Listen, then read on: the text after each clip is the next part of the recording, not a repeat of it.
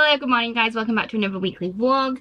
I am starting this video off with an unboxing because my secret project number 2 from Brandon Sanderson just arrived. This has been delayed, it has been a long wait, and I am excited to see what it looks like. First off, we have a little character pin, we have a little sticker, and then we have one of the fancy bookmarks which has this very angry looking lady on the front. Prepare for a reality warping romp through medieval England you might almost recognise, illuminated with over 100 illustrations by the magical Steve Argyle. Wow.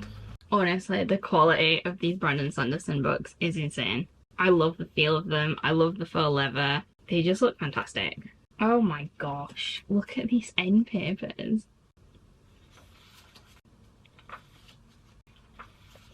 With some full colour art pieces in there.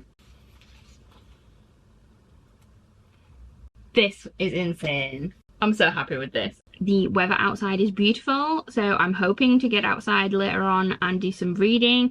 I picked back up with Six of Crows and I'm enjoying it more now. I don't know what was going on before, but I've had a little break. I read the TJ Klune book in The Lives of Puppets, and then I read a dark romance which I wasn't expecting to enjoy and actually really enjoyed, which like absolutely shocked me. And then I tried to go for a more light romance. I picked up an Emily Henry book. I haven't tried Emily Henry before. I got about 30% in and I was a bit bored of it, so I've picked back up Six of Crows and I'm enjoying it now, so that's great. I'm actually like really interested, so I'm glad because I did buy those special editions from Litjoy.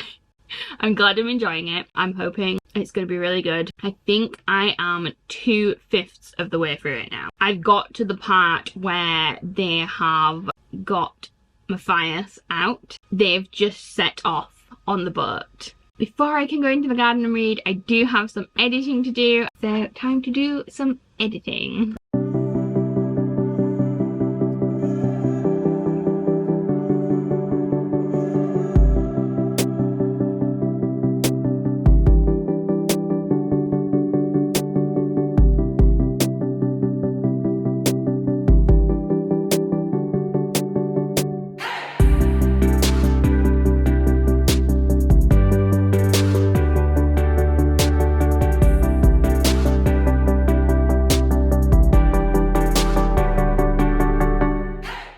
Just wanted to give a quick reading update on Six of Crows. Please ignore my hair, I've dyed it today and the hair dye sucked the life out of it, so it's like very bushy and frizzy and dry. On the plus side, the greys are now covered, feeling a little bit younger. I'm really enjoying this. I've just got to part 6, so I've just finished part 5 and I'm a little bit traumatized. If you know, you know. The Kaz and Anej thing, I absolutely get it. I absolutely understand why people love this book. This is written so much better than the Shadow and Bone trilogy. I feel like a different author has written this book. I am enjoying all of the characters. I am enjoying the plot. I'm not gonna lie, I did get a bit bored. Like, the amount of time it took to get to the actual main heist, it was a bit much. But the actual heist itself, so entertaining. So fun, on the edge of your seat the whole time. I love it. I have a thing that I need to talk about. I'm gonna mention another series right now. Serpent and Dove, enemies to lovers, witch and witch hunter. Serpent and Dove, boo. I'm sorry. Witch and a witch hunter, enemies to lovers. This is how you do it. Six of Crows, Nina and Matthias. I love this. I know everyone like loves Cousin Anej. Why is no one talking about Nina and Matthias? Hello? Where is all the Nina and Matthias stands? Please. Like, what is going on? I need to go into spoiler territory right now. I need to talk about this. So if you don't want spoilers, if you haven't read this, skip ahead. The bit where Nina is locked in a cell and Matthias's face appears in the little window of the cell and he's betrayed her. I was like, no. Like, I believed it though. I believed it. I was like, oh my God. He's been faking this whole time. He was never gonna change. Then the bit where it like flipped it on his head and he betrays his own people and he actually goes back to save Nina and let her out of the cell. I was like, yeah! It was so good. And then she has like that moment of doubt when he opens the door, and then they run to each other and hug. This bit got me. The line where it says, Matthias locked the cell door and hurried down the passage towards Nina. Towards something more. There's more. This bit, he has the line in his own language, which I'm not even going to attempt to read. And then it says, Nina swallowed hard. She remembered those words and what they truly meant. I have been made to protect you. Only in death will I be kept from this oath. It was the vow of the Driscoll to Theodore, and now it was Matthias's promise to her. Matthias and Nina, yes. I've basically just read the part where they've all jumped down the well underneath the tree, and Kaz is having all these memories, all these flashbacks of Inej, like the first time he saw her, just thinking about how he needs to tell her like what she means to him and how he wants her to touch him. The last line I read was where he's trying not to open his mouth and inhale the water, and then he does. I'm traumatized right now. So I'm now on part 6, which is called Proper Thieves, and I think I'm gonna leave this bit till tomorrow, this tiny bit. I really want to read it, but we're gonna watch a film now. I'm gonna save it till tomorrow. I'm gonna read it in the morning with my cup of tea. I'm gonna finish this book, but I'm really, really enjoying this, and I'm fully invested. I will update you soon.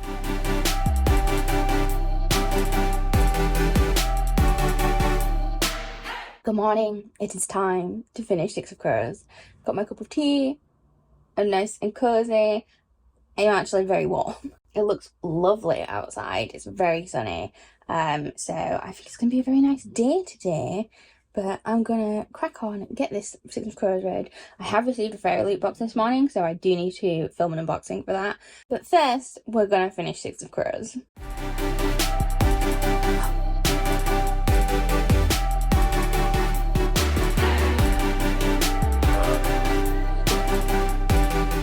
I can't handle Kaz and Inej. I will have you without armour, or I will not have you at all. I totally get the hype.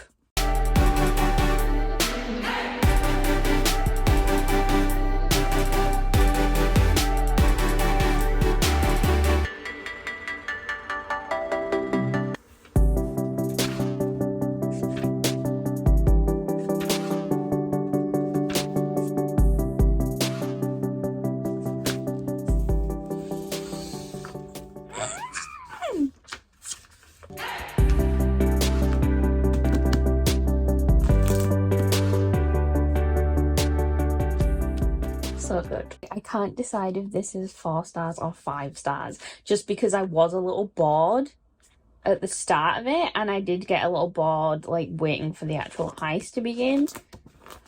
Oh, but I love the characters so much. The ending.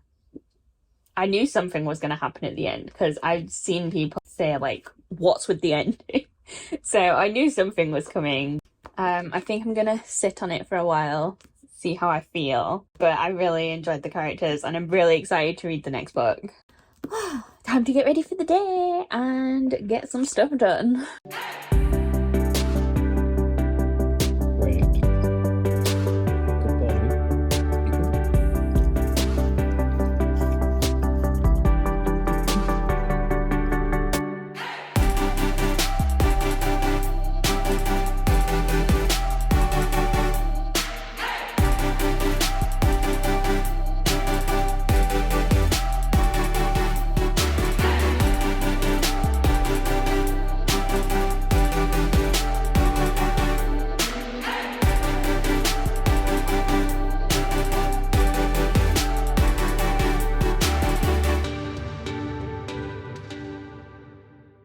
Time for an update.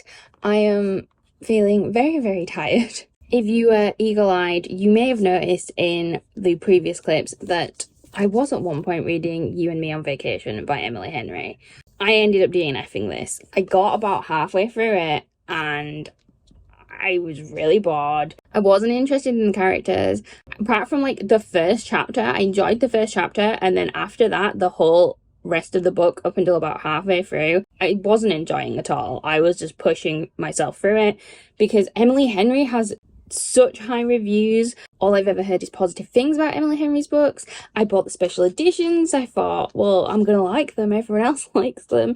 I don't know. I'm gonna try the other books because I have bought the special editions, but at the moment, I don't like this. I think I will be selling this one. I have to read the other books to see if I like them or not first, to see whether I'm splitting up the set or whether I just sell the whole set on.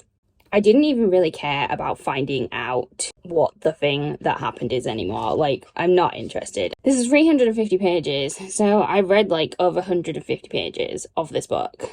I didn't enjoy any of it. The only book that I have enjoyed in the format where there is a present timeline and a past timeline and they eventually come together is In the Woods? Into the Woods? It's a Ruth Ware book. It's a thriller.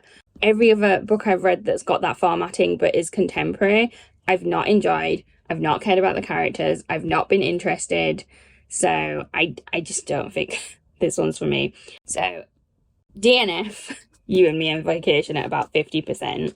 I am still reading Crooked Kingdom.